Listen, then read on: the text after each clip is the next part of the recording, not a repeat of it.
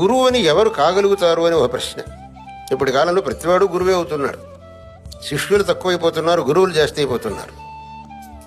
వాస్తవంగా గురువు అని ఎవరిని మనం అనవచ్చు అనే ప్రశ్నకు ఆదిశంకర భగవత్పాదుల వారు సెలవిచ్చారు. కో గురు అధిగత తత్వ శిష్యహితాయోద్యత సతతం.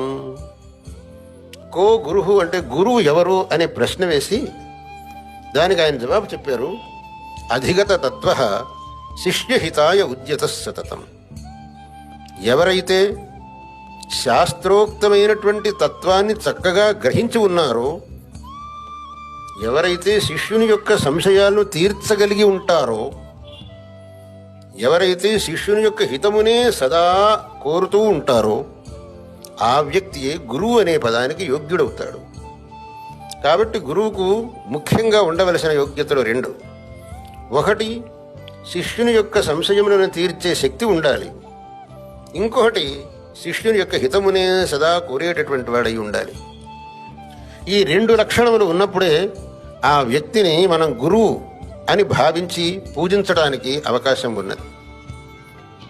భగవత్పాద శంకరులు ఈ లక్షణములు పరిపూర్ణంగా కలిగినటువంటి మహానుభావులు.